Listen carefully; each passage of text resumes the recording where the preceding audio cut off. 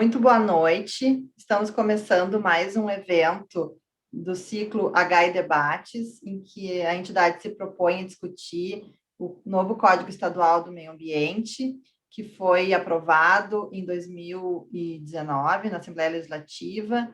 A entidade trabalhou no ano de 2020 na construção de uma obra chamada Comentários ao Novo Código de Meio Ambiente do Rio Grande do Sul, que está à venda no site da Editora Tox. Eu vou fazer aqui uma pequena propaganda a respeito do livro. E na noite de hoje nós falaremos, então, sobre auditorias ambientais. Eu gostaria de passar a palavra para o doutor Gustavo Trindade, nosso associado fundador, que irá conduzir hoje a mediação dos debates. O doutor Gustavo é advogado, associado da GAI, foi chefe da consultoria jurídica do Ministério do Meio Ambiente, assim como da Secretaria Estadual de Meio Ambiente, da FEPAM e da Secretaria Municipal de Meio Ambiente de Porto Alegre. É membro da Comissão de Direito Ambiental da OAB Rio Grande do Sul e do Conselho de Meio Ambiente da Fiergs. Professor convidado em cursos de especialização em Direito Ambiental, autor de diversos artigos publicados em obras coletivas. Gustavo, muito obrigada por encabeçares hoje a mediação dos nossos debates. A palavra está contigo. Boa noite, Fabiana. Boa noite, Juliana. Boa noite, Vanessa. Boa noite, Suzana. E queria inicialmente cumprimentar a GAI por nesse momento tão difícil, onde nós chegamos a 300 mil mortes no país, e é algo que a gente precisa lembrar todos os dias para que isso não fique algo rotineiro nos nossos dias. E nesses tempos tão difíceis, nós possamos e devemos continuar com nossos trabalhos, e é super importante para o avanço das questões ambientais no Estado, para o melhor conhecimento das novas regras colocadas pelo Código Ambiental, que nós possamos debater e conhecer esses novos dispositivos. Então, queria parabenizar a GAI pela iniciativa da promoção desse livro de comentários ao Código Ambiental do Estado do Rio Grande do Sul, e cumprimentar a Vanessa, agradecendo a presença, a Juliana, a Suzane, por nos ofertarem esses debates a respeito das questões que envolvem as auditorias ambientais. Nosso plano de conversa, de bate-papo, ele deve se dar inicialmente com uma apresentação pela doutora Juliane, que é advogada, diretora da GAI, mestre em gestão de meio ambiente e sustentabilidade, especialista em direito ambiental, e membros do Comitê de Sustentabilidade da ANCHAM e da União Brasileira dos Advogados de Advocacia Ambiental. Também irá apresentar esse painel a doutora Suzana Gerondi Colau Merlo, que é também diretora da GAI, é mestre em Direito, especialista em Direito mestre em Direito Ambiental, especialista em Direito Ambiental pela UFRGS, e proprietária da linha de comércios sustentáveis Capina Pele, que vai debater esses importantes temas com a gente. Depois dessa apresentação, desses debates a respeito do tema, quem vai participar desse debate vai ser a Vanessa Isabel dos Santos. Ela é engenheira química, chefe do Serviço de Licenciamento Ambiental e Monitoramento das Atividades Industriais da FEPAM, e a Vanessa é mestre e doutora em Engenharia dos Materiais. Então, nós vamos começar nesse primeiro momento com a apresentação dos debates mais jurídicos, passando por debates mais técnicos, conduzidos pela Vanessa, e após esses dois momentos nós abriremos para perguntas, debates, e para que a gente possa trocar ideias sobre esse tema. É isso, Fabiana? Então, a gente pode passar agora... Então, a gente pode passar agora diretamente para a apresentação da Juliana e da Suzana. Não sei se vocês já querem que eu coloque os slides que vocês vão apresentar, ou primeiro deixo vocês se apresentarem e depois vocês me informem quando eu devo apresentar os slides que vocês... Já pode compartilhar ele?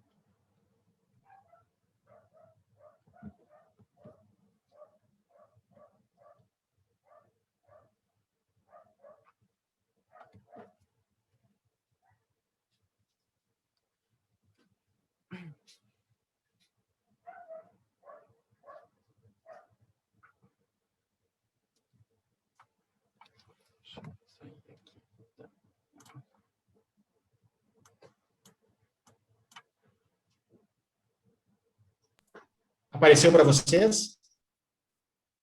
Apareceu, só tô ajustando aqui a minha tela, que ficou pequeno.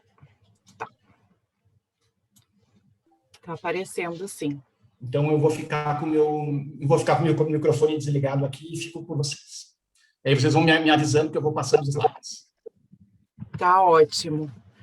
Bom, quero dar muito boa noite a todos, agradecer a oportunidade, agradecer a parceria da Juliana, para mim é um super prazer fazer essa dupla com ela nesse capítulo. Já fomos dupla do penúltimo evento, na mediação do penúltimo evento da Gaia, agora estamos aqui novamente de dupla, é sempre uma honra estar contigo, Ju. Muito obrigada. Quero agradecer também a presença de todos essa noite. Não quero... Já estamos todos um pouco tristes, mas acho que também não poderia deixar de fazer um breve comentário do maior agradecimento ainda por vocês estarem aqui nessa noite, nessa que provavelmente está sendo a pior semana no número de casos do Covid. Infelizmente, chegamos a um recorde de mortes. Então, eu quero aqui, inicialmente, prestar meus mais sinceros sentimentos a qualquer um que tenha passado ou esteja passando por uma situação difícil com amigos, com familiares, conhecidos, enfim. E faço votos de que a gente consiga passar por isso o mais rápido possível. Feito esse comentário, Gustavo, por gentileza, se puder já passar o slide.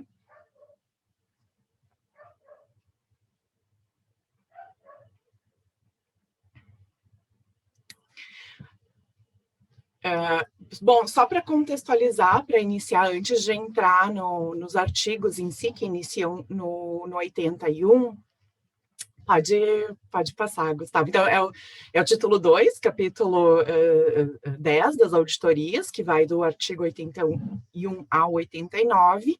E, então, só para darmos um contexto inicial em relação à definição, pode passar, Gustavo, por favor.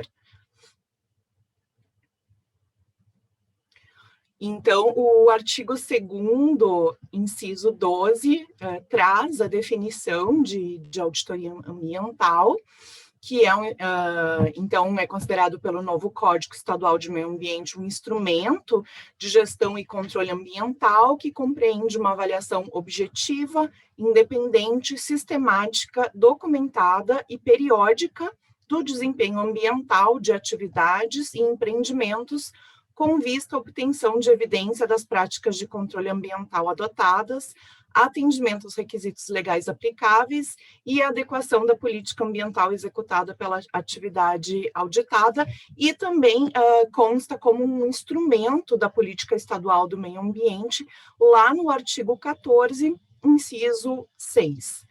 Ao longo das nossas apresentações, tanto eu como a Juliana vamos fazer mais colocações em relação à importância das auditorias. Então, e no final faremos as nossas considerações finais e depois também nos debates fazemos questão da participação de todos, então abriremos espaço para a gente conversar um pouquinho mais. Pode passar, por favor, Gustavo. Juliana, quer falar alguma coisa, antes de eu iniciar o artigo 81, quer falar alguma coisa? Então, vou aproveitar, né, antes de a gente iniciar, para dar uma boa noite a todos, né, também, dizer que é um prazer participar desse ciclo de debates, né, assim como foi um prazer ser coautora de alguns dos capítulos desse primeiro livro da GAI, né, sobre essa lei tão importante para o Estado, que é o Código de Meio Ambiente. Uma satisfação também ter a Vanessa aqui conosco, né, para compartilhar a sua experiência em relação ao nosso tema de hoje, e ainda contar com a mediação do Gustavo, né, esse grande profissional com quem a gente aprende tanto também. Então, a gente vai dividir aqui, né, os comentários sobre os artigos, mas assim, já cumprimento a todos antes da gente dar início à temática aqui mesmo. Muito obrigada e muito bem colocado, verdade, Vanessa, uma grande honra ter tua presença hoje com a gente, com certeza vai abrilhantar para nos trazer a parte técnica. É sempre bom entender o contexto da norma dentro da prática, realmente. Isso é algo que a GAI faz questão de fazer, porque trabalha o dia a dia da advocacia ambiental, então vai ser maravilhoso te ouvir. E muito obrigada, Gustavo, também. Bom, então eu inicio pelo artigo 81, que trata das atividades passíveis de auditoria. Durante toda a apresentação, esse vai ser, digamos, o esquema visual. A gente coloca na coluna da esquerda o texto do atual código e na coluna da direita o texto do código que foi revogado, para a gente poder realmente visualizar as alterações que foram feitas. Então, em relação ao artigo 81, só um minutinho que eu fechei aqui minha janela.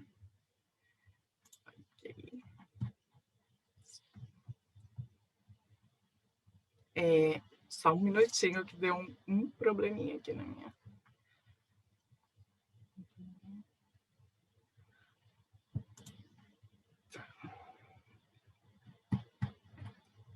Opa.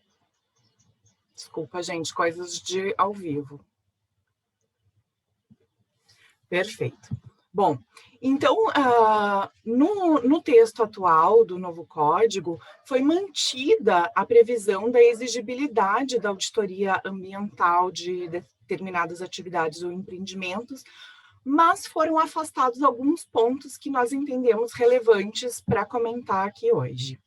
Bom, primeiro de tudo, enquanto o SEMA revogado, ele tratava a auditoria como uma obrigação para toda atividade que se enquadrasse em determinados critérios, o novo SEMA ele vai tratar a auditoria como uma possibilidade. Ou seja, ele vai dar ao órgão ambiental o poder de exigir essa auditoria mediante recomendação técnica fundamentada e a qualquer tempo, o que é uma previsão que a gente não tinha no órgão, a gente não tinha no SEMA que foi revogado. Essa previsão de que o órgão ambiental poderá exigir a qualquer tempo, o que me parece bastante adequado como inclusão no texto. Em relação a esses critérios que eu comentei, nós entendemos que no SEMA que foi revogado, eles carregavam uma carga bastante relevante de subjetividade, né? Porque eles se referiam que toda atividade de elevado potencial poluidor, processo de grande complexidade ou com histórico de problemas ambientais seriam obrigados a fazer uma auditoria. E aí vejam aqui, especialmente quando a gente fala em processo de grande complexidade, sendo que isso não era regulamentado, então a gente pode ver uma subjetividade bastante relevante, ou mesmo a expressão histórico de problemas ambientais, porque daí podemos partir para um pensamento de vai ser todo o problema, quais problemas ambientais que poderiam levar a uma auditoria, porque a gente sabe que um problema ambiental ele pode ser desde muito pequeno, quase irrelevante, a um problema de grande dimensão. E o código não falava isso e também não era regulamentado. Já o texto do novo código, ele atribui ao CONSEMA, ao Conselho Estadual de Meio Ambiente, a definição sobre essas atividades ou empreendimentos licenciáveis e que podem, então, estar sujeitos à realização da auditoria. E aí se limitou a trazer um único critério norteador para essa definição, que é atividade de alto impacto poluidor. Talvez essa expressão atividade de alto impacto poluidor ainda traga talvez não exatamente subjetivismo, mas algo que tenha que ser melhor esclarecido, porque na nossa legislação ambiental a gente tem uma classificação em geral por potencial poluidor e não por impacto poluidor. Então, até depois eu deixo para já estou jogando a bola para a Vanessa depois, da gente saber se há, por exemplo, já houve uma discussão na FEPAM em relação a esse ponto, para a gente entender se a gente está, na verdade, falando de atividades de potencial poluidor ou se a gente está falando de um critério distinto aqui. De qualquer forma, então, a relação de atividades ou empreendimentos que são passíveis de auditoria e que vão ser definidos pelo CONSEMA, eles não vão gerar uma auditoria obrigatória como era no código anterior, mas somente se o órgão ambiental definir que deverá ser feita uma auditoria e com base em um parecer técnico fundamentado, né, que traga realmente uma explicação do porquê que se está exigindo uma auditoria em determinado momento, que, como vimos, pode ser a qualquer tempo. Então, a gente entendeu que foi bem positiva a mudança desse artigo, porque foi mitigado esse subjetivismo que havia antes, trazendo critérios mais específicos e atribuindo agora, então, ao CONSEMA a responsabilidade de definir a relação daqueles que vão ser passíveis de auditoria e, de novo, com base em um critério que seja fundamentado, né, um parecer fundamentado. Podemos passar para o próximo. Bom, então, o artigo 82 vai trazer a questão, né, da finalidade das auditorias e traz um ponto bastante interessante, por isso que a gente destacou, que é relacionado à certificação ambiental. É uma novidade, então, que o novo SEMA traz, que é a previsão de que as atividades já certificadas possam realmente utilizar essa certificação para atendimento da exigência da realização da auditoria ambiental. Com, porém, né, que é desde que o sistema de gestão ambiental utilizado seja credenciado pelo Sistema Brasileiro de Certificação Ambiental e que o escopo dessa auditoria da certificação realmente tenha englobado a avaliação dos programas ambientais e também das condicionantes das licenças ambientais. Importante também dizer que essa previsão que foi colocada no novo código, apesar de que ela não constava lá no código anterior, mas ela já constava numa portaria da FEPAM, que é a 32/2016, que estabelece critérios e diretrizes para execução dessas auditorias no Estado, que a gente entende aqui que essas portarias da FEPAM, olha, estou jogando toda a bola lá para a Vanessa depois, mas a gente entende que essas portarias estariam tacitamente revogadas em razão do novo código, mas enfim, ela já trazia, provavelmente já eram discussões que ocorriam dentro do órgão ambiental, no âmbito estadual, sobre essa possibilidade, então, de se utilizar de certificações existentes em que tem auditoria para poder não ter que fazer uma dupla auditoria. E essa flexibilização ela é muito positiva, porque ela realmente serve como incentivo para que as atividades e empreendimentos, inclusive, busquem certificações ambientais, porque seria, né, nada incentivador uma empresa investir, porque em geral certificações têm um custo alto, investir em uma certificação, uma auditoria, para depois ter que fazer uma segunda auditoria para poder cumprir a legislação estadual. Então, faz todo sentido, do ponto de vista de incentivo, que essa certificação possa ser utilizada, afastando a necessidade de uma nova auditoria, mas, claro, dentro de critérios de qualidade dessa auditoria que foi feita pela empresa. E, além disso, assim, um ponto que é importante a gente destacar aqui é que o número de empresas que vem realmente buscando essas certificações, que tem um caráter voluntário, inclusive, ele é muito crescente, tanto por uma resposta de exigências do mercado, e aí a gente fala tanto do público consumidor como outros stakeholders, incluindo investidores, como ficou mais famoso recentemente depois do Fórum Econômico Mundial de Davos de 2020, e também depois de 2020 da carta anual aos CEOs, emitida pela BlackRock, que é a maior gestora de fundos de investimento do mundo, e que afirmou nessa carta, em suma, que a sustentabilidade vai ser um novo padrão BlackRock de investimento. Então, junto com isso, é claro que as empresas, perante esses investidores ou outros stakeholders, têm que comprovar as suas, e não apenas falar, as suas iniciativas em relação aos cuidados de meio ambiente, sustentabilidade, e as auditorias, junto com os relatórios ambientais, com certeza são grandes ferramentas para isso. Então, excelente essa previsão trazida para o novo Código Estadual de Meio Ambiente, bastante contemporânea e harmônica com a nossa realidade. Passo a palavra para a Juliana para comentar o próximo artigo.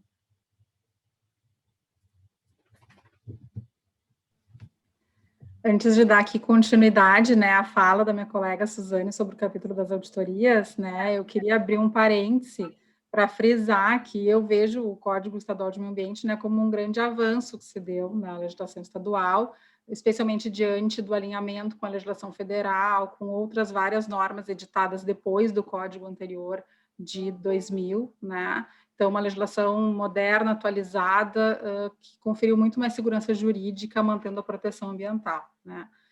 Porém, remanescem algumas críticas mais pontuais à lei vigente, né? E, no meu entendimento, algumas delas estão nesse capítulo das auditorias, né? E que eu vou comentar aqui, mas eu só gostaria de, né, dizer que isso, de forma alguma, reduz o grande impacto positivo, né, que nós enxergamos nessa nova lei, né, de modo geral. Então, feito esse parênteses, né, vamos seguir aqui nos nossos comentários dos artigos dos capítulos da auditoria. O artigo 83, então, ele fala da composição das equipes de auditores, né? O novo SEMA, assim como o anterior já fazia, ele prevê que as auditorias serão realizadas por uma equipe multidisciplinar, cadastrada no órgão ambiental, não dependente direto ou indiretamente, né, direto ou indiretamente do empreendedor. E a novidade que o SEMA traz aqui, que eu grifei ali em verde no slide, é que, para reforçar essa característica de independência da equipe de auditores, né, foi a previsão de que a equipe não poderá ter grau de parentesco com o empreendedor. Então, essa é uma novidade do novo SEMA. Na falta de uma especificação, né, do SEMA do que seria esse grau de parentesco para fins de contratação da equipe de auditoria, nós entendemos que deve ser interpretado com o conceito do Código Civil, que prevê, né, uma definição específica para parentes em linha colateral transversal, né, que seriam parentes até 4º grau, as pessoas provenientes de um só tronco, sem descenderem uma da outra, tá? O conceito que está no Código Civil, né? Então, por essa definição, pelo que me consta, né, como advogada de ambiental e não de família ou sucessões, mas pelo que me consta, esse grau de parentesco abarcaria pai, mãe, irmãos, filhos e também tios e primos, né? Então, ele vai um pouco, quando se fala em 4º grau aqui, ele abarca bastante gente, na verdade.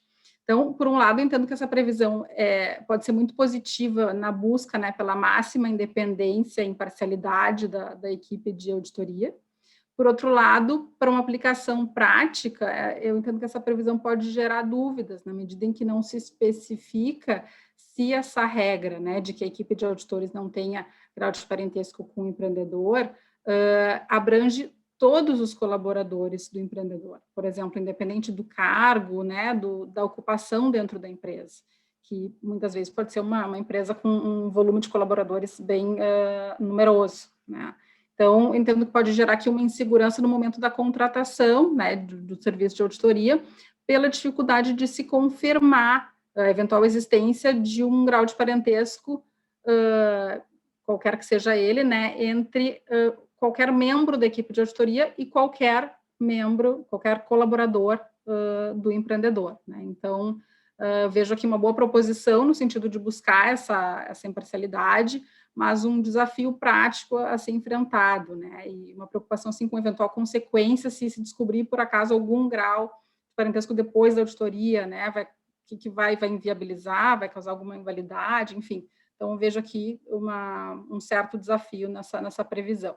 Uma outra novidade desse artigo é o parágrafo único, que também está grifado em verde, né, que não tinha correspondência no anterior, que é que a composição da equipe multidisciplinar deve ser alterada, no mínimo, a cada 4 anos, né? Em razão desse parágrafo único, eu até busquei consultar no site da FEPAM o cadastro que existe de auditores, né, e identifiquei ali que o número não é tão elevado, identifiquei menos de 40 auditores habilitados cadastrados, né? E aí, quanto a isso também, acho que seria interessante, talvez a Vanessa comentar depois, como é que funciona na prática esse cadastro, né? Assim, por exemplo, se toda a equipe de auditores precisa estar lá cadastrada, porque aí, se for assim, eventualmente, parte desses que estão ali já são membros de uma mesma equipe, né? O que reduz as opções em termos de equipe de auditores habilitados no Estado, né? Mas confesso que eu não tenho todo esse panorama em relação ao cadastramento, então acho que até seria interessante, né, a gente entender da Vanessa como é que tem se dado isso, até para ver se essa previsão dessa rotatividade, né, a cada 4 anos pode ser um desafio ou não, em razão do número de auditores disponíveis, né, habilitados. Ainda em relação a essa rotatividade, eu confesso que eu tendo a achar que uma rotatividade assim, em um curto período pode acarretar alguma assim, perda em termos da ausência de experiência anterior em relação ao empreendimento auditado, né? Porque às vezes um acompanhamento por mais tempo daquela atividade pode trazer um outro olhar e que seja muito útil para os apontamentos da auditoria em termos, inclusive, de melhoramentos, né? De sugestões de melhoria, enfim. Então, tendo a achar aqui que talvez não seja tão positiva, né, essa previsão. Pode passar, Gustavo, por favor. Passando para o próximo artigo, a gente tem uma previsão aqui que não tinha correspondência na lei anterior, né, que é uma novidade do novo SEMA, que é o fato de que, no caso dos auditores ambientais constatarem uma situação de risco ambiental iminente, de dano ou de irregularidade normativa, que eles devem notificar imediatamente o responsável da atividade, registrar este fato no relatório de auditoria e dar conhecimento ao órgão fiscalizador, né? Então, esse artigo, por completo, é uma novidade do novo SEMA.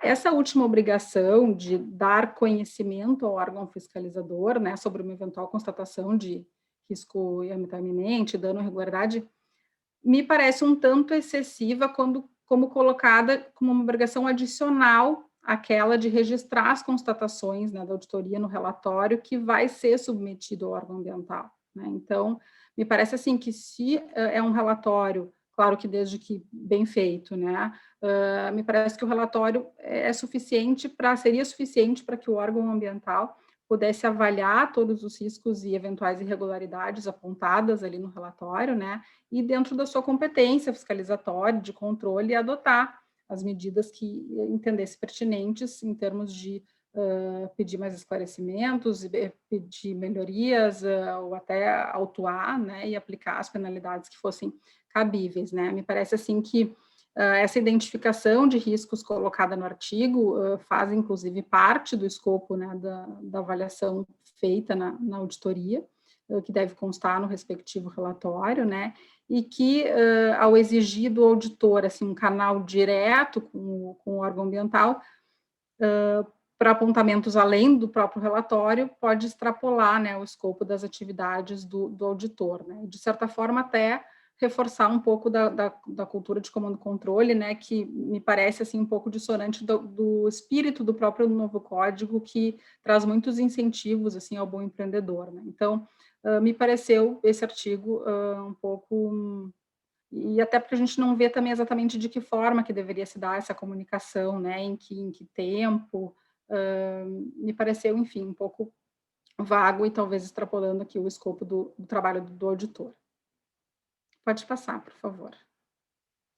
O artigo 85, ele fala sobre os custos e a forma de apresentação da auditoria. Ele tem uma previsão, da mesma forma como tinha o anterior, né, de que os custos são do próprio empreendedor e também a apresentação ao órgão ambiental, e traz uma novidade muito positiva, que é o fato de que toda essa documentação pode ser encaminhada de forma eletrônica, né, e antes havia uma previsão de fornecimento de ao menos 5 cópias, né, então, assim, todo um trabalho, né, de impressão de trabalhos enormes, enfim, que devia gerar enfim, um uso, né, de recursos naturais aqui prejudicial ao meio ambiente, e também, assim, um volume de documentos enorme para o órgão ambiental, que foi um grande avanço aqui, né, de se colocar que isso pode ser entregue de forma eletrônica. Então, essa é a novidade, essa parte em verde ali, é o que se tem de novidade em comparação ao código anterior. Pode passar. Voltamos para a Suzane agora. Bom, o artigo 86, rapidamente falando, ele, na verdade, ele manteve a previsão do Código revogado, então, de que os processos de renovação da licença, eles não vão ser suspensos ou mesmo prejudicados durante o período da análise da auditoria ambiental, até que seja emitido o parecer técnico final acerca do relatório de auditoria, salvo na hipótese de constatação de dano ambiental, quando não é possível, então, renovar a licença de operação, mas ele se manteve na íntegra, sem nenhuma alteração. Pode passar, por favor, Gustavo. O próximo, então, artigo 87, ele mantém também, como o 86, ele mantém a previsão igual do código anterior, que diz que nos casos que o auditor ele perderá o direito de exercer as suas atividades no Estado por negligência, imperícia, imprudência, falsidade ou dolo na realização da auditoria. Eu tenho 3 comentários para fazer em relação a esse artigo. O primeiro é que a gente entende que remanesce aqui uma dúvida interpretativa, que é do alcance da aplicação do artigo. E aí, até conectando com os comentários que a Juliana fez anteriormente, da questão da pouca quantidade de auditores cadastrados hoje no Estado e a necessidade de que eles sejam alterados, né? Enfim, substituídos num período mínimo de 4. E aí a gente está com essa dúvida, né? Enfim, lendo o artigo, se toda a equipe responsável por uma determinada auditoria é que vai ser atingida, ou se é só o seu auditor principal, de repente só a pessoa que assinou, ou pega toda aquela empresa de auditoria. Então, acho que isso é bacana ser discutido para ser melhor compreendido. Meus outros 2 comentários são em relação a outras 2 normas que poderiam incidir no caso dessas condutas. E, então, aqui só para a gente chamar a atenção, porque podem também trazer consequências jurídicas aos casos, as condutas previstas nesse artigo. Então, do ponto de vista administrativo, a gente tem o artigo 82 do Decreto 6514 de 2008, que vai dizer que elaborar ou apresentar informação, estudo, laudo ou relatório ambiental total ou parcialmente falso, enganoso ou omisso, seja nos sistemas de controle, seja no licenciamento, na concessão florestal ou qualquer outro procedimento administrativo ambiental, tem uma penalidade de multa que varia de R$ 1.500 a R$ 1 milhão. O outro comentário é que isso também está tipificado como crime ambiental, dependendo da conduta do auditor, pode-se tentar tipificar nesse artigo, que é o 69A da Lei 9.605 de 98, conhecida como Lei de Crimes Ambientais, muito embora ela também trate de aspectos administrativos. Então, ali no capítulo dos crimes contra a administração ambiental, é dito que elaborar ou apresentar no licenciamento, concessão florestal, qualquer outro procedimento administrativo, estudo, laudo ou relatório ambiental total ou parcialmente falso ou enganoso, inclusive por omissão, isso é importante destacar, tem aqui uma pena de reclusão e de multa, e podendo ser aumentada ainda de 1 a 2/3 se há dano significativo ao meio ambiente em decorrência dessa informação falsa, incompleta ou enganosa. Então, aí a gente tem que ter um cuidado ainda mais redobrado na elaboração dessas auditorias ambientais. Devolvo a palavra para a Juliana. Bom, o artigo 88, então, ele trata da periodicidade da auditoria, né? A lei revogada, ela previa uma obrigação de que a auditoria fosse realizada em um período não superior a 3 anos, né? E tem também a portaria de 2016 da FEPAM, que menciona uma periodicidade de 2 anos ou de acordo com o histórico de problemas ambientais, né? O novo SEMA, então, ele altera essa regra, dizendo que o período entre cada auditoria ambiental vai ser aquele fixado na licença ambiental. Então, ele atribui um poder ao órgão ambiental licenciador, né, para a fixação do período de realização das auditorias. Fixação essa na própria licença, né? Sendo muito pertinente essa alteração, né, para que não haja uma padronização da frequência das auditorias e possa se levar em conta, então, a peculiaridade de cada atividade, né, e estabelecendo um prazo inferior ou superior, né, ao de 3 anos que anteriormente era previsto.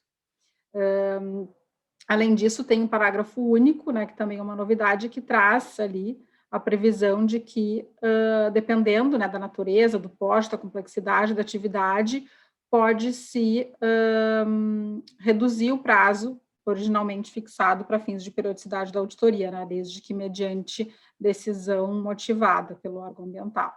Então, me parece aqui que o órgão tem uma liberdade maior para definir e vai colocar isso na licença em relação ao período, né, em que o empreendedor tem que apresentar o relatório de auditoria, sendo que esse período pode mudar a depender de vários critérios, né, que estão ali especificados no parágrafo único. Pode passar, por favor, Gustavo. E o último artigo desse capítulo se refere ao conteúdo da auditoria, né? O código anterior, não imagino que vocês vão conseguir ler ali, mas é só para dar uma ideia, o código anterior, ele trazia um detalhamento bem extenso em relação ao conteúdo, né? Ao que as auditorias deveriam contemplar, nos artigos 97 e 98. E o atual SEMA, ele deixa de ter esse detalhamento, né, sobre critérios e conteúdo das auditorias, que agora, então, deverão ser objeto de regulamentação pelo CONSEMA. Então, ele exclui, né, do texto do próprio código, que eu entendo também foi muito positivo, né, de deixar de se engessar esse conteúdo no Código de Meio Ambiente e passar isso para uma regulamentação do CONSEMA, que vai poder debater o assunto de forma técnica, né, maleável entre os membros representantes do CONSEMA, né, que tem representantes do poder público, do setor produtivo, da sociedade civil. Então, esse detalhamento, ele deixa de estar no código e passa a ser atribuição do CONSEMA, né? O artigo, ele só traz ali o que vai ser regulamentado pelo CONSEMA em relação a isso, né, que são as atividades sujeitas à auditoria, a metodologia, a abrangência, o conteúdo dos relatórios e a qualificação e responsabilidades das auditorias ambientais. Então, esse detalhamento passa a ser, não mais constar no SEMA, né? Tem também a provocação que a Suzane já fez, mas nós temos a portaria da FEPAM de 2016, que também trazia, né, critérios e diretrizes a serem considerados nas auditorias ambientais. E até gostaríamos também de ouvir aqui a Vanessa para verificar o posicionamento da FEPAM em relação a essa portaria, né? Isso. Pode passar, Gustavo. Bom, aqui, enfim, os artigos do capítulo finalizaram, mas a gente gostaria de fazer aqui um comentário nas previsões dos artigos 92 e 93 do SEMA revogado, para dizer que foram suprimidas, em parte, algumas previsões ali, né? Foram suprimidas especialmente as previsões de que deveria ser mantidas cópias dos relatórios de auditoria em bibliotecas para acesso público e a respectiva publicação em jornais. Mas a previsão de que a auditoria deve ser acessível ao público, ela foi garantida lá no artigo 82, no seu parágrafo único, como nós já vimos. Então, essa opinião faz bastante sentido desobrigar essa publicação em jornais, porque a gente não está realmente tratando aqui de um processo onde a participação da sociedade ela é realmente assim, fundamental para análise e tomada de decisão, que é muito diferente, por exemplo, de um empreendimento de grande impacto ambiental, novo, ou que dependa de EIA-RIMA, enfim, casos que a gente já conhece. O principal objetivo da auditoria em si, como a gente já viu, é auxiliar o órgão ambiental nesses processos de fiscalização do empreendimento e oferecer informações interessantes para manejar de forma eficiente a poluição emitida por esses empreendimentos, por essas atividades. E com isso a gente não está, obviamente, afastando a importância da transparência desses processos, mas, como a gente já comentou, o acesso público continua garantido. E mesmo, a gente gosta, né, como bom advogado, a gente gosta de colocar possibilidades, mesmo que esse acesso público tivesse sido omitido lá no parágrafo 80, no parágrafo 1º do artigo 82, ainda assim a gente entende que o órgão ambiental ele não poderia se furtar de fornecer essas informações para o cidadão interessado, com base, primeiro, na garantia de acesso à informação ambiental, que é prevista como um dos objetivos e também instrumento da Política Nacional de Meio Ambiente, lá no artigo 4º e no artigo 9º, com base na Lei 10.650 de 2003, que dispõe sobre o acesso público aos dados e informações existentes nos órgãos e entidades integrantes do Sistema Nacional de Meio Ambiente, e também no princípio 10 da Declaração do Rio sobre Meio Ambiente e Desenvolvimento, que estabelece o direito ao acesso à informação em questões ambientais. Então, só como um adendo ao comentário, aos nossos comentários em relação às auditorias ambientais. Gustavo, te devolvemos a palavra agora, a não ser que a Juliana queira fazer algum comentário antes. Não, por hora é isso, acho que vamos ouvir, né, a Vanessa e depois podemos debater mais.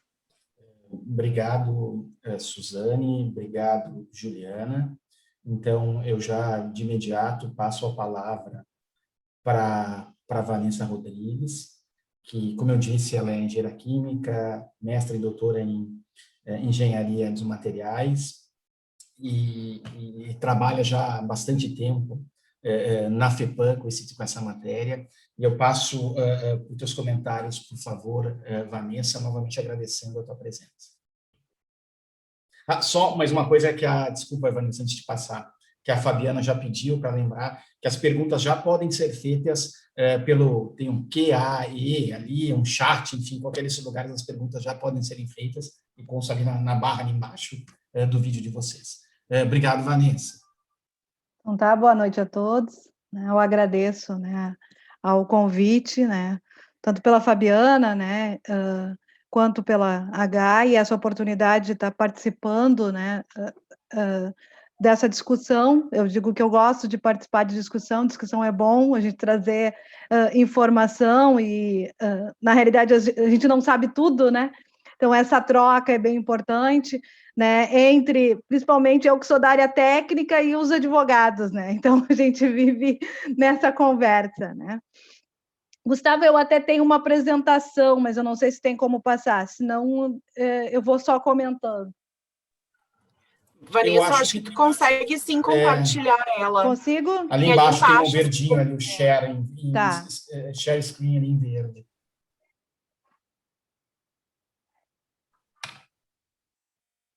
Tá legal, a gente já está vendo, Vanessa. Já estão vendo? Já.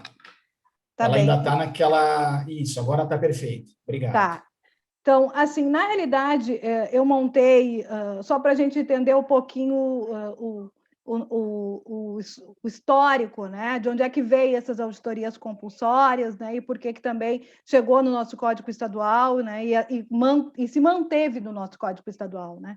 Então, na realidade, isso começou lá em 2000, né, na CONAMA 2005, de 2000, né, quando se teve aquele grande desastre lá na Baía do Guanabara. Então, o que aconteceu? Lá naquele momento, entre as ações, né, teve uma previsão lá no artigo 2 e no artigo 3 dessa resolução CONAMA, né, de auditoria.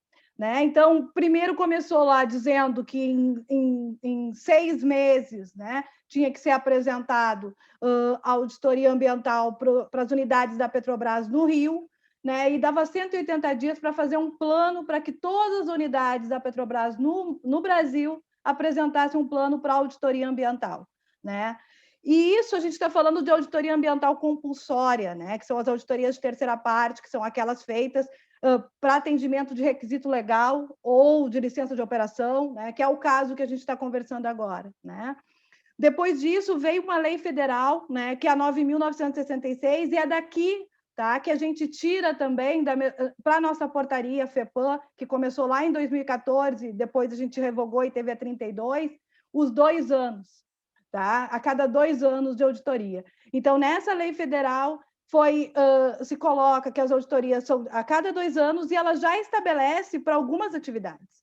Então, as atividades de portos, refinarias, todas essas atividades aí já são obrigatórios ser feita auditoria ambiental por essa lei federal. Né?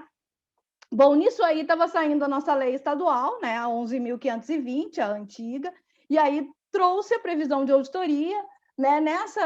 Ali ela trouxe uma série de requisitos, mas pensando muito mais, né, nos empreendimentos com EIA-RIMA, tanto que todos os requisitos que se tem ali para o escopo de auditoria, de o que tem que ser auditado, eram falando sobre empreendimentos, de coisas que são vistas em empreendimentos que são licenciados por EIA-RIMA, não para os licenciamentos ordinários. Né?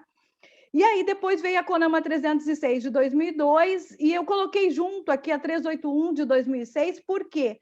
Porque na 306, ela trouxe os requisitos, definições e requisitos, né? Quais são os requisitos mínimos, né, para a auditoria? O que tem que ser auditado? E a 381, ela atualizou, ela revogou todo o anexo 2 da 306, né, e trouxe lá os requisitos mínimos para essa auditoria. Isso para portos, refinarias, né? Então, tudo isso já está definido. Então, independente até mesmo da nossa lei estadual, né? Já tinha isso definido, já tem isso definido. Quando a gente fez a nossa portaria, né, a da FEPAM, eu entrei na FEPAM em 2012, né? E aí estava essa discussão, aí eu entrei no grupo, né? E aí a gente começou a trabalhar e nós fizemos uma primeira portaria, 127 de 2014, e depois ela foi revogada e a gente criou a 32 de 2016, que era exatamente para quê?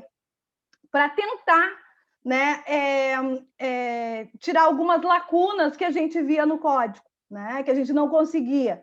Até mesmo, por exemplo, essa questão que vocês levantaram ali, sobre a questão do quem a gente tem que cobrar a auditoria, porque falava em potencial poluidor alto. Aí nós dizíamos, nós vamos ter que cobrar a auditoria de todos os empreendimentos que têm potencial poluidor alto, ficava inviável, e a gente não via tecnicamente sentido. Né?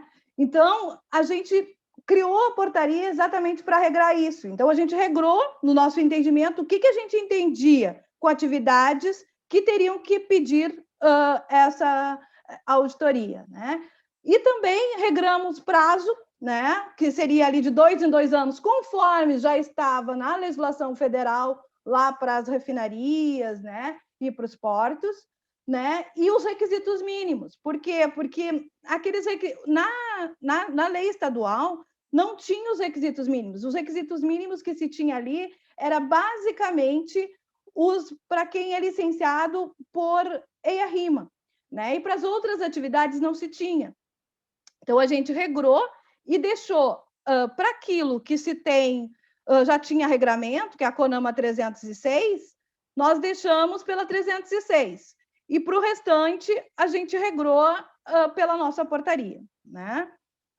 Por fim, chegou a Lei Estadual, né, 15.434, que eu entendo, né, que no requisito de auditorias ele trouxe uma grande evolução, sim, né? Ele trouxe uma nova visão, a gente já vê pela definição, né? E aí eu já vou mostrar ali que eu trago a questão da definição. Na definição de auditoria, ele já traz essa evolução, tá? E retirou algumas coisas que para nós era problema, como, por exemplo, aquelas cópias, 5 cópias, né? Então, tinha, assim, os empreendedores, tem muitos empreendedores, a gente diz assim, tem muitos empreendedores que não querem atender, ao contrário, a gente tem muito empreendedor que quer atender. E aí os empreendedores diziam, mas a lei diz que tem que ser 5 cópias. E aí eles queriam nos entregar 5 cópias, né? Então, realmente, isso para nós foi, essas mudanças foram positivas, né? Então, assim, dentro da definição ali, para mim, o que é grande mudança é a questão de que traz ali a palavra de gestão, né? Ele diz o seguinte, as auditorias ambientais são instrumentos de gestão. Quando ele fala gestão, ele está falando muito além de que atender requisito legal, que era o que a gente sempre tentou buscar com uma auditoria ambiental. Né? Era que não fosse só um cumprimento, verificar se atendeu ou não a licença de operação ou os requisitos ali, mas que realmente levasse à evolução do empreendimento, né? Para que ele reduzisse os aspectos ambientais dele ao longo do tempo. Né? E com isso, com essa palavra já mostra que ele veio com essa nova mudança.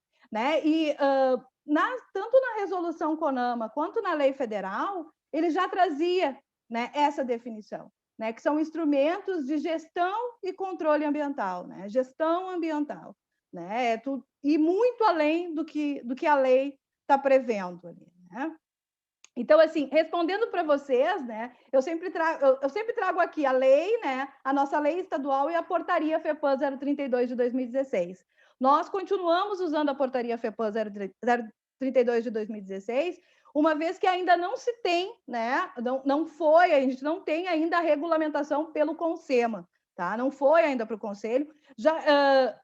Na realidade, assim, eu sei que já foi feito um levantamento de tudo aquilo que precisa ser regulamentado no CONSEMA, tá? Então, tudo isso já foi levantado para ser levado, né? Tem algumas coisas que já estão sendo trabalhadas junto ao CONSEMA, né? E isso aqui, essa parte aqui ainda não foi, mas já está levantado, né?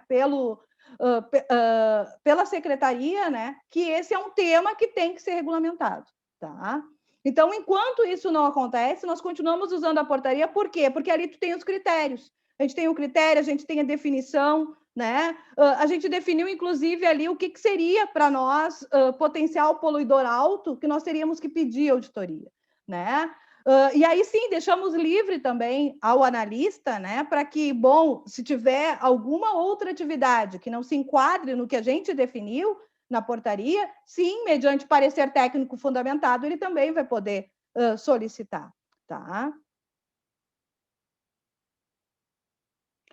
Então, assim, entrando exatamente nessa parte aqui do artigo 81, a quem se aplica, né?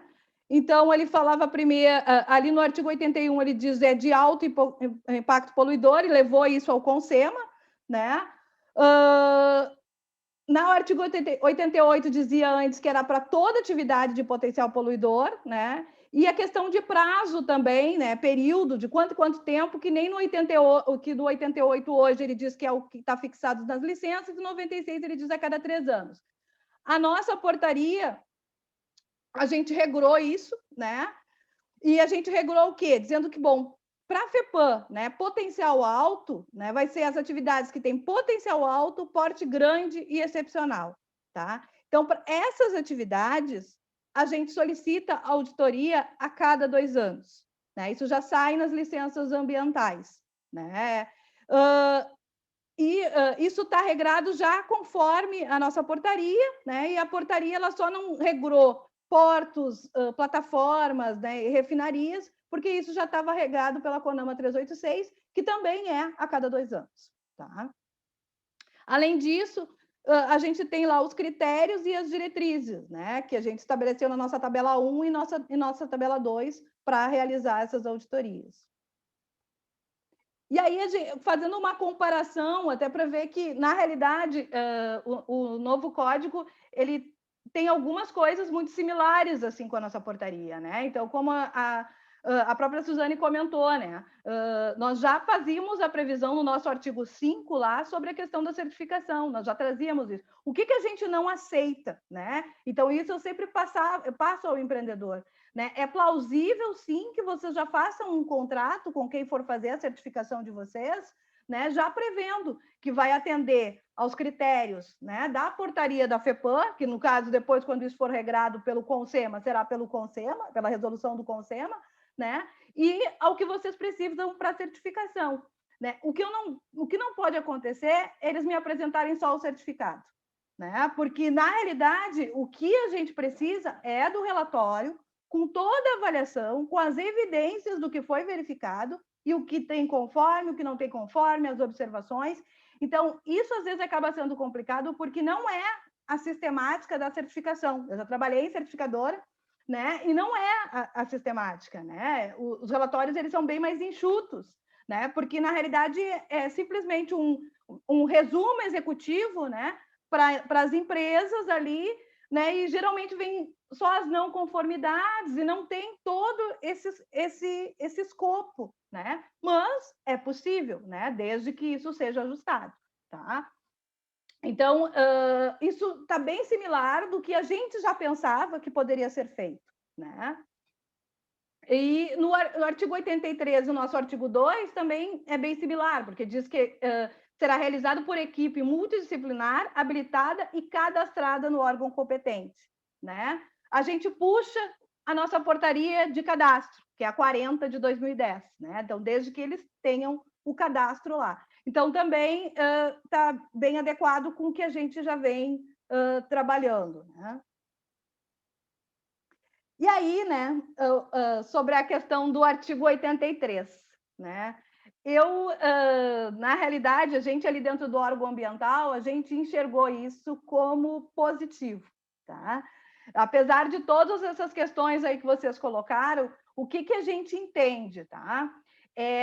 Como as auditorias elas são feitas a cada 2 anos, então a gente enxerga assim: tu faz a primeira auditoria, né, a cada 2 anos, no primeiro momento, e aí depois tu vai vir, 2 anos depois tu vai voltar, tu vai revisar aquilo, né, e aí tu fecha um ciclo. No próximo ciclo, vai vir um novo auditor, com um novo olhar, né? E aí ele vai trazer outra perspectiva para o empreendimento, né? Isso gera melhoria contínua, né? Então, quando a gente trabalha, por exemplo, fazendo kaizens de melhoria, é muito isso, né? A gente não fica muito com a mesma equipe. A gente sempre traz alguém de equipe de fora, exatamente para fazer o quê? Enxergar diferente, né? Porque senão as pessoas acabam também acostumando, né, com aquilo ali, e, bom, vem alguém de fora, diferente, observa aquilo e pode trazer um novo olhar, né? Então, nós enxergamos ali como algo positivo. Vanessa, vai ter auditores, né, para tudo isso? Bom, na realidade, assim, eu olhando o mundo que a gente vive ali, tá? A quantidade de relatórios que chegam. Primeiro, geralmente não são com equipes muito grandes, tá? O máximo que eu já vi são 2 auditores participando de uma equipe, assim, tá? Então, não são grandes equipes, né? Então, já se trabalha num escopo menor, tá? E não é a empresa. Por exemplo, se tu tem uma empresa, na tua empresa, tu tem 4 auditores, mas participou daquela auditoria, assinou, porque o relatório todo mundo assina. Todo mundo que assinar daqui a 4 anos não vai poder voltar. Mas se tu tem 4 auditores naquela empresa, só um participou, bom, na próxima, daqui a 4 anos, vai ter um outro auditor, que é daquela empresa, ele pode participar. Porque a realidade é que eu não estou querendo vedar a empresa, né? Não é isso, a ideia não é essa. A ideia aqui é tirar o vínculo da pessoa que ela tem um outro olhar para dentro da empresa. Esse é o objetivo, tá? Então, a gente viu como positivo, eu não vejo que isso vai gerar um problema para o mercado, né? Não enxergo isso. Eu enxergo que vai ter auditores para isso, para poder fazer, né? Até porque ele vai fazer 2 auditorias no empreendimento, né? A cada 4 anos, né? Já que ela é a cada 2 anos, né? Então eu não enxergo dessa forma. Eu realmente enxergo que isso não vai nos trazer um problema de mercado, né? Nesse ponto. Deixa eu ver o que mais que tinham perguntado. Eu acho, era isso. Na realidade, o que eu trouxe foi esses pontos, assim, né? E a gente pode ir conversando, né? Obrigado, Vanessa. Eu acho que agora isso. Vamos lá. Obrigado, Vanessa. Acho que foram super importantes as tuas contribuições. Nós já temos algumas perguntas encaminhadas pelo chat. Eu tenho algumas dúvidas também que gostaria de trazer para compartilhar com vocês para saber quais os entendimentos. E peço também, não sei se está aberto a possibilidade, Fabiana, de serem realizadas perguntas com voz ou todas são no chat. Eu pergunto ali, a gente tem no chat uma manifestação do Alexandre Burman, outra do Cássio, que são sócios também da GAI. Eu não sei se eles querem fazer as manifestações de forma oral ou eu faço a leitura dos questionamentos realizados pelo chat. Cássio, Alexandre, o que vocês preferem? Acho que vocês podem me responder pelo chat e aí a própria Fabiana eu acho que pode abrir para vocês. Mas enquanto eles respondem, eu vou a Luísa levantou uma mão que estava também, acho que quer perguntar. Consegue abrir? Vamos lá. Luísa... Eu vou abrindo aqui, pode ir falando aí, Gustavo, se tem algum ponto. Tá. Que daí não, a minha indagação é muito mais uma pergunta de interpretação a respeito do próprio artigo 82, que diz respeito às atividades abrangidas pela auditoria ambiental. E como eu leio isso e trago a pergunta, o que vocês acham dessa minha leitura do artigo 83? Eu leio que estão submetidas à auditoria ambiental necessariamente aquelas atividades de alto impacto ambiental definidas pelo CONSEMA. Então, de alto impacto poluidor definidas pelo CONSEMA. Ou seja, o CONSEMA, por uma norma própria, deve definir quais são essas atividades de alto impacto ambiental. E dentro dessas atividades de alto impacto ambiental, a FEPAM, mediante um parecer justificado, vai dizer quais dessas precisam fazer as auditorias ambientais. Então, eu preciso ter o rol dessas atividades definidas especificamente pelo CONSEMA e a FEPAM estabelecendo e justificando quais destas necessitam ser objeto de auditoria. E aí a minha pergunta que eu faço para vocês, dentro desse entendimento, eu vou precisar de um parecer justificado e tem uma regra que a periodicidade da auditoria deve ser colocada na licença ambiental. A minha pergunta é, será que esse parecer justificado é um só parecer, dizendo que essa atividade necessita de auditoria, dentre aquelas listadas pelo CONSEMA, e nessa atividade vai constar na licença ambiental o prazo, ou eu preciso, a cada auditoria ambiental, fazer esse tipo de parecer justificado para que seja demandado das atividades de alto impacto ambiental definidas pelo CONSEMA a necessidade de a realização de auditoria. Então, essa é a minha primeira pergunta. E a segunda, como eu vejo a questão da equipe multidisciplinar responsável pelo IARIMA, pela auditoria.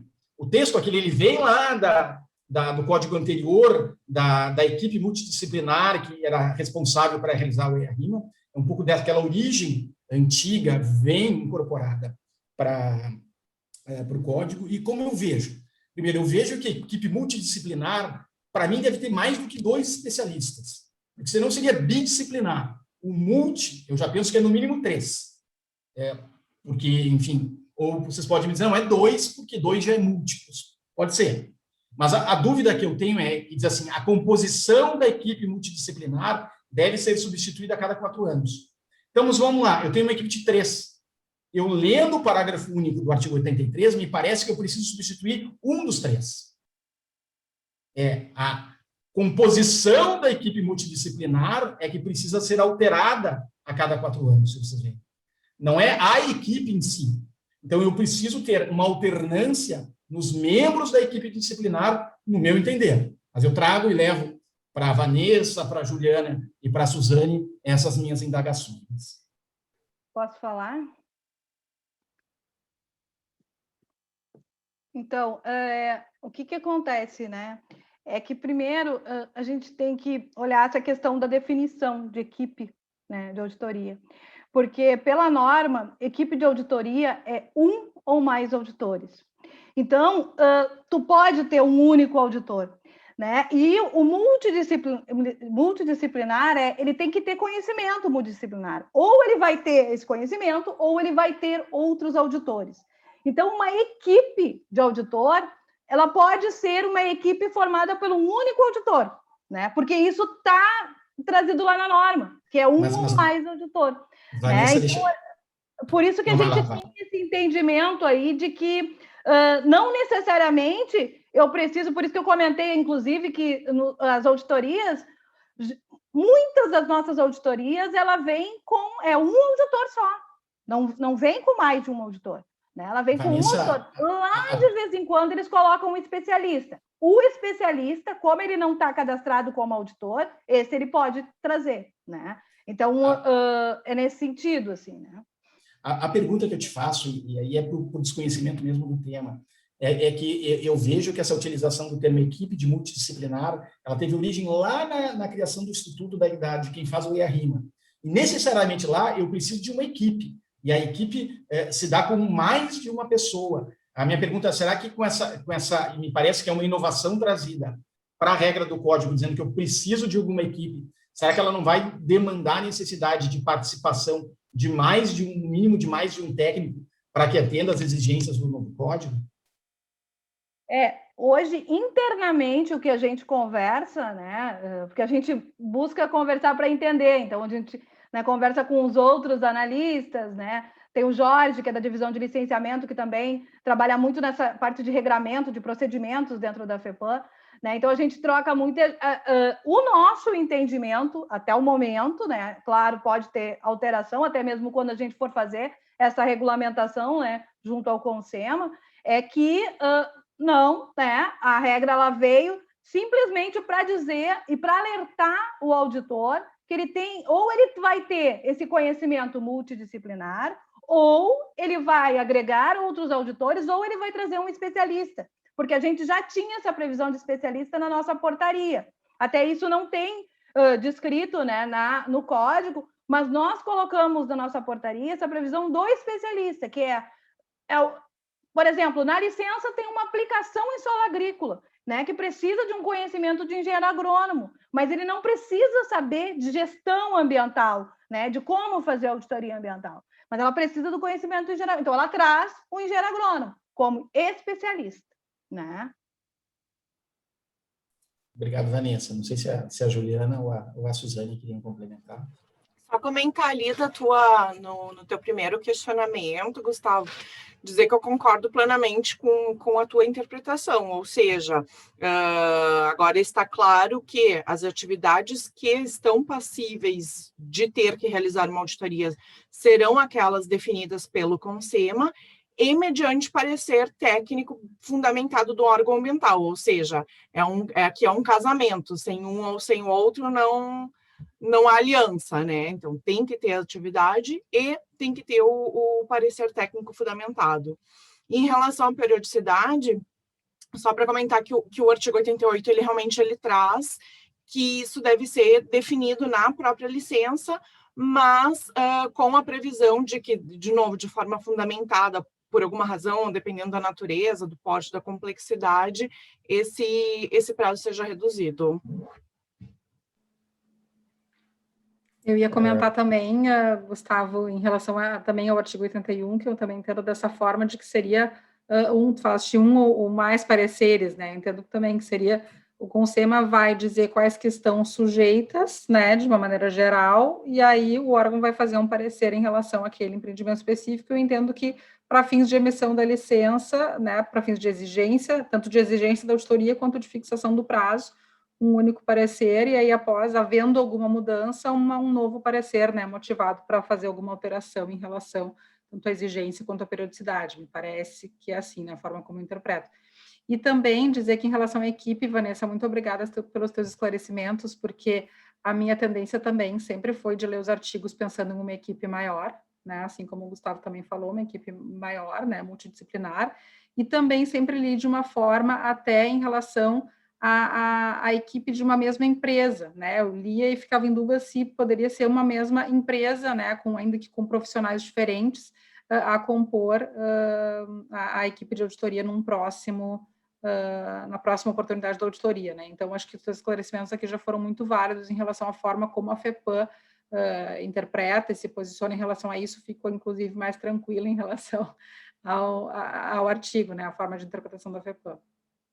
Eu não sei se a Vanessa ou a Suzane queriam complementar, depois a Luísa Falkenberg já está aqui para fazer uma próxima pergunta. Luísa, boa noite, tudo bem? Está com a palavra.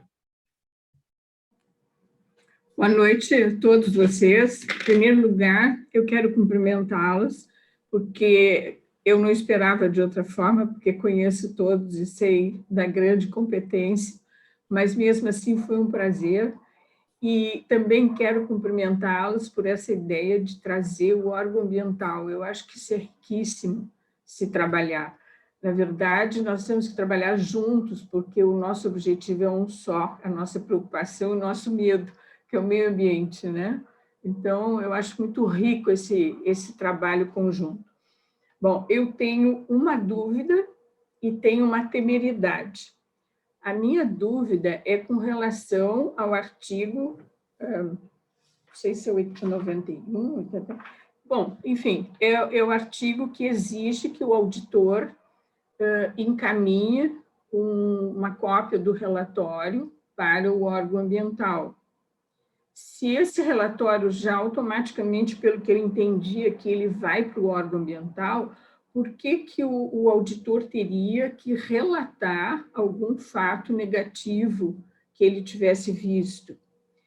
Isso, para mim, foi meio surpresa, porque eu estou mais habituada nesse tipo de auditoria dentro da ISO 14000. E não me consta que os auditores tenham que delatar algum caso, comunicar ao Ministério Público, ao órgão ambiental, se eles verificam alguma irregularidade. Então, essa é a dúvida que eu fiquei. E a minha temeridade é com relação ao acesso público ao relatório.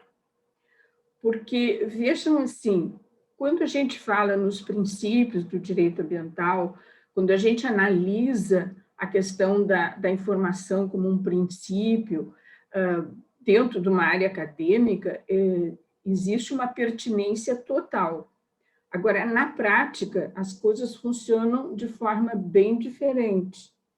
E nós já tivemos a experiência do estudo de impacto ambiental, que, na verdade, foi criado o RIMA como um relatório, que esse sim seria de acesso público.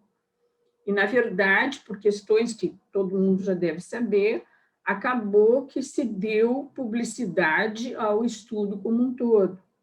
E isso começou a dar uma certa distorção no estudo, né? Porque muitas vezes o empreendedor fica preocupado de comunicar certas coisas. Ele pode pedir restrição, mas mesmo assim fica muito aberto. E numa auditoria, eu acho que muito mais. A auditoria, e a Vanessa colocou isso muito bem, a auditoria, na verdade, ela faz parte da gestão e do gerenciamento da empresa. Porque o que faz a auditoria? Ela aponta todas as não conformidades, todos os problemas, e a partir dali se faz um planejamento de correção. Então, ele interessa quem? Em primeiro lugar, a empresa, para que ela possa ter um sistema melhor, ela está dentro da melhoria contínua, e o órgão ambiental, porque ele está acompanhando. Então, entendo e concordo que o relatório seja encaminhado para o órgão ambiental que está monitorando o licenciamento. Agora, esse acesso a qualquer cidadão que queira conhecer, isso pode trazer problemas muito sérios para a empresa, porque nem todo mundo vai querer conhecer a auditoria, porque tem algum interesse comunitário. Não, existe uma questão de mercado nisso aí. Existe uma série de problemas que a empresa começa a enfrentar. Então, essa é a minha temeridade. Eu queria alguma colocação de vocês sobre essas duas questões, por favor. E muito obrigada pelo espaço. Obrigado, Luísa. Não sei se quem deseja responder em indagação, fica aberta a palavra para vocês. Eu só vou compartilhar aqui a minha preocupação em relação ao artigo 84, que a Luísa comentou, né? Eu confesso que eu também, assim, me causa estranheza esse artigo quando ele fala em obrigação do auditor de registrar suas conclusões no relatório, de notificar imediatamente, né, o empreendedor e também de dar conhecimento ao órgão fiscalizador na hipótese de encontrar algum risco iminente, irregularidade normativa ou dano, né, porque me parece assim, eu tentei evitar essa palavra, mas me parece que se busca uma espécie de denúncia mesmo, né, em relação a eventual situação identificada, mas que me parece que estaria de qualquer forma e deveria estar exposta no relatório de auditoria, né, a ser submetido pelo próprio empreendedor ao órgão ambiental para fins de avaliação. Então, é algo que eu também, Luísa, entendo como temerário e é um artigo que, enfim, me incomoda também, mas não sei responder exatamente a tua pergunta e a forma como se vai interpretar isso, né, essa obrigação do auditor, a forma como isso vai ser encaminhado. Eu só queria... pode. Eu entendo essa preocupação, né? Essa questão da informação é porque o que acontece na prática, né? Então, nós estamos falando da questão ambiental, né? O que acontece na prática, né? Então, o auditor, ele foi lá, fez a auditoria, ele vai fazer o relatório de auditoria, ele vai entregar para o empreendedor, o empreendedor vai revisar para depois ele protocolar, né? Então, o que foi colocado ali? A questão do risco iminente, né? Então, é algo que pode causar o dano. Daqui a pouco, olha, pode escorregar alguma coisa e gerar um dano ambiental. Então, imagina, o auditor, ele enxergou isso, né? Ele tem nas mãos ali a informação, né, de que pode passar ao órgão ambiental, para o órgão ambiental, já junto com o empreendedor, se buscar uma solução, né? E se a gente for esperar todo esse trâmite do relatório até ser entregue, o dano já pode ter acontecido e a gente não conseguir reverter. Então, eu entendo que essa questão ali que foi colocada ali foi na intenção, né, de tentar evitar o dano, né? Porque depois que o dano acontece, autuação, fazer remediação, isso aí, para mim, isso é a pior coisa que tem, sabe? Porque aí tu não consegue mais buscar. A melhor coisa que tem é tu conseguir, tu viu, tu já conseguiu evitar que isso acontecesse. Então, eu não participei da elaboração, né, dessa questão aí, mas eu entendo, né, que foi esse o objetivo, né? De que tentasse se evitar, né, algum dano maior, tá? E sobre a questão ali do relatório ficar disponível, na realidade, o processo, né? Como isso ele está vinculado à licença de operação, ele está vinculado a um processo de licença de operação, o processo ele é de acesso ao público, né? Tanto que o sistema SOL, né, ele foi todo desenhado dessa forma. E nós acabamos com o sistema especialista exatamente por isso, porque o sistema especialista não dava essa transparência, né? O que acontecia? O empreendedor, ele colocava as informações lá, né? E depois, para conseguir ter acesso, tinha que pedir vistas, né? Tinha que ir lá na FEPAM para conseguir olhar as informações, né? Então, com isso, a gente acabou com o especialista e manteve só o SOL, né? Porque ele trouxe essa possibilidade. Então, ele vai trazer. O que pode acontecer isso já acontece, né? Quando daqui a pouco tem alguma tecnologia, né, que é só daquele empreendedor, né, que é dele, aquilo ali sim, aquilo ali não vai, né, ser de acesso ao público, né? Mas o restante, que são as informações ambientais, isso tem que estar de acesso ao público, né? Isso faz parte, né? Para comentar, no caso ali do artigo 84, eu vou um pouco também na linha das colegas que talvez tenha extrapolado um pouco, colocando um poder de polícia ao auditor, que talvez, enfim, não caberia. E aí, quando a Vanessa fala em risco de dano iminente, faz mais sentido para mim. Porém, eu deixo aqui uma provocação, que, na verdade, é o que mais me incomodou nesse artigo, além de talvez essa extrapolação, atribuindo um poder de polícia, é que diz que, no caso deles constatarem uma irregularidade normativa, isso também deve ser dado conhecimento ao órgão fiscalizador. E esse ponto, para mim, digamos, é o mais problemático desse artigo. Obrigado, Suzane, Vanessa e Juliana. Eu tenho aqui mais uma pergunta, eu creio que é uma sugestão. Gustavo, Oi. Desculpa te interromper, se eu puder só fazer mais um comentário em relação a esse ponto. Fique à vontade, Juliana. Não, só queria comentar, né, que eu também acho que em relação ao risco iminente, eu entendo até, acho legítima a preocupação, dá para entender o porquê que se colocou isso, né, mas a meu ver, assim, a gente tem como, a meu ver, isso já estaria endereçado de alguma forma quando as licenças, elas são bem claras, no sentido de qualquer incidente, né, o risco iminente acho que não é a palavra, mas assim, me parece que consta nas condicionantes a obrigação do próprio empreendedor de comunicar imediatamente à FEPAM, né, qualquer tipo de, se houver, por exemplo, né, no caso do exemplo, até que a Vanessa deu um derramamento de algo, enfim, já tem essa obrigação de forma bem concreta, né, de se informar, então, me parece que não se aguardaria todo um trâmite do relatório de auditoria para isso chegar, né, ao conhecimento do órgão ambiental. Então, acho que, assim, acaba que o prejuízo que isso causa em relação à postura do auditor, né, a forma como ele acaba tendo que se colocar, não se justificaria, né, em relação ao artigo, acho que teria outros meios para se fazer isso. E também, como a Suzane falou, a questão de regularidade normativa também me parece que aí não é proporcional, né, colocar isso no colo, assim, do auditor para fins de informar diretamente ao órgão ambiental. Mas, enfim, vamos ver como é que isso vai ser trabalhado, né, ao longo do tempo. Não sei se a Vanessa quer fazer mais algum comentário.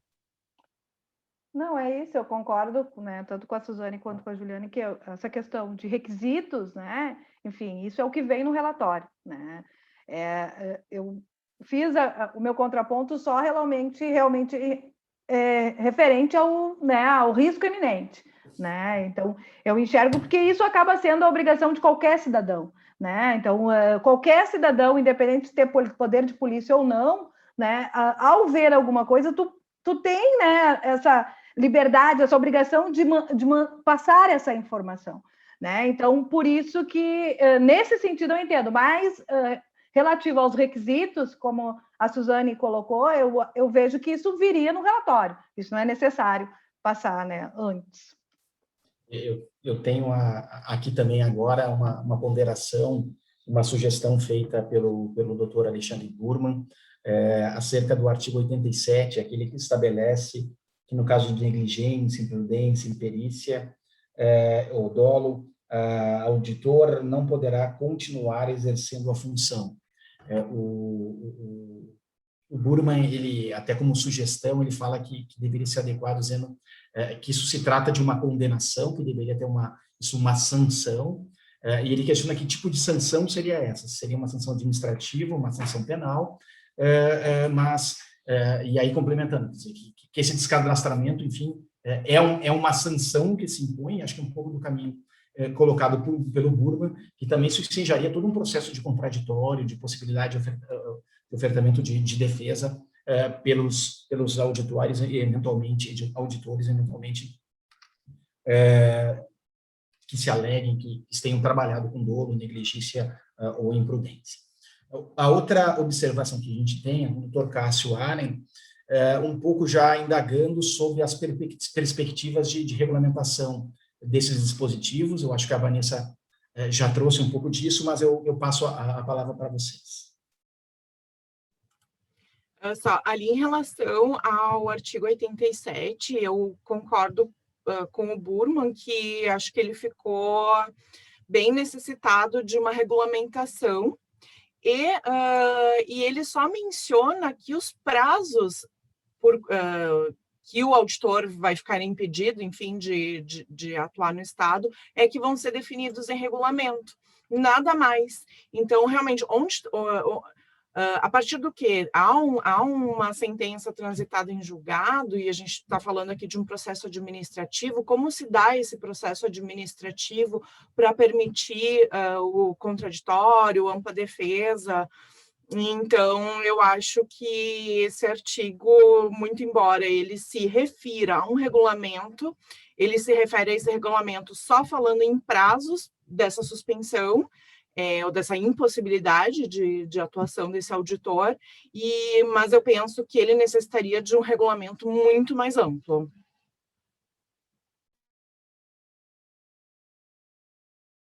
Vanessa, Juliana, algum comentário? Na realidade, né, o que ocorre é que, na medida que isso acontece, né, existe sim uma autuação entra dentro dos processos administrativos, né? Então, seria uma infração, né, dentro do processo administrativo, onde nós iríamos aí fazer todo esse... Eles teriam o direito de ampla defesa, né, toda aquela tramitação do processo de administrativo. A questão do crime não tramita dentro, né, do órgão ambiental, dentro da esfera administrativa, né? Isso vai depender até mesmo de como que a gente vai conduzir, né, isso ali dentro da esfera administrativa, e o que realmente causou, né, essa suspensão, né? Não sei se a gente tem mais alguma indagação, não sei se alguém quer mais fazer uma pergunta. Nós já estamos 19h28, temos na previsão, mais 2 minutos, estamos extremamente pontuais. Eu não sei se deixa eu ver aqui no chat, acho que não. Aí eu deixo para vocês darem as palavras finais, agradecendo muito a presença de todos vocês, especialmente da Vanessa, que, como disse a Luísa, é fundamental que a gente tenha essa interação com os órgãos ambientais, buscando um maior conhecimento e um maior consenso na aplicação das regras, que, como também disse a Luísa, o que todos nós buscamos é uma harmonia na implementação da lei e o desenvolvimento sustentável aqui no estado do Rio Grande do Sul. Não sei quem deseja falar, fiquem à vontade. Eu só quero... Opa! Vai, Ju!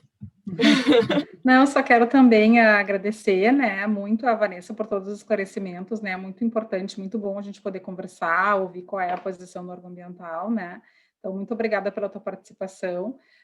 Esse tema, né, esse instrumento é muito importante, a gente vê, assim, uma importância, sempre foi importante para fins de licenciamento, para fins de gestão, mas a gente vê uma importância cada vez maior hoje em dia, né, para o acesso do relatório por investidores, né, quando pensam em investir em determinada empresa, então ele acaba sendo, assim, muito acessado e avaliado, né, por algum tempo ainda para fins de avaliação daquela empresa. Hoje em dia a gente fala em ESG, acaba que o relatório de auditoria também é avaliado, então, assim, ele tem uma importância cada vez maior, né, então, obrigada pela participação, né, de todos, especialmente da Vanessa, da Suzane, Gustavo, Fabiana, é isso. Bom, faço minhas palavras da Juliana em relação à importância das auditorias. Como eu comentei antes, as questões de sustentabilidade, ou ESG, estão cada vez demandando mais essas ferramentas. Então, foi muito bacana ter batido esse papo com vocês. Quero agradecer especialmente a minha dupla, Juliana, pela honra desse capítulo.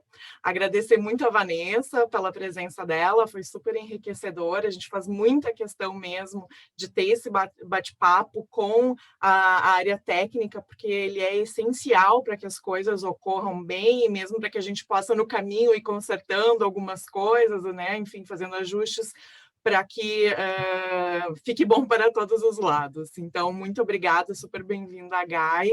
Muito obrigado, Gustavo. Prazer, uma honra te ter mediando esse bate-papo. Obrigada a todos os colegas da Gai. E se cuidem e usem máscara.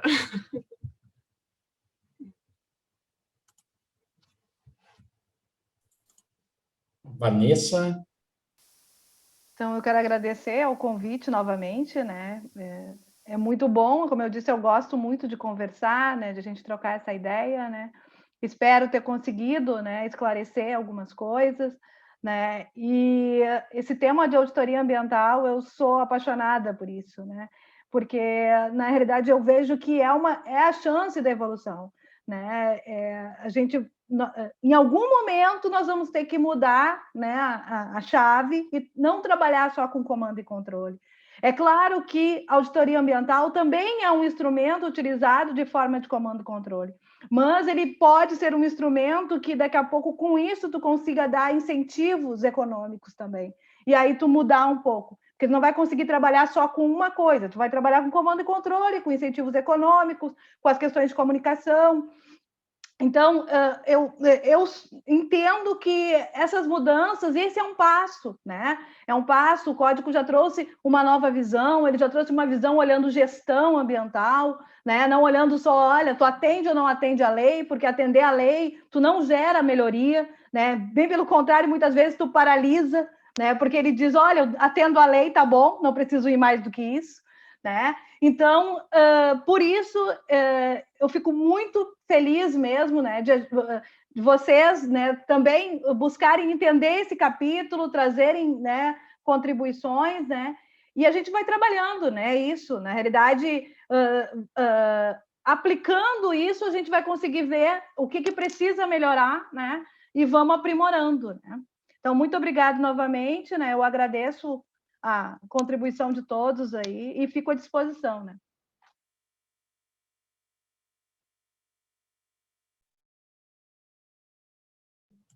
Tá mudo, Gustavo. Então, obrigado a todas. A Fabiana já disse que eu posso fazer um encerramento sem a palavra dela, já me autorizou a dizer isso, mas pediu que eu lembrasse a todos que é o próximo evento que nós vamos fazer, continuando nesses debates a respeito do novo Código Estadual de Meio Ambiente, está agendado para o dia 8 de abril, também às 18 horas, e vai tratar do capítulo referente às unidades de conservação.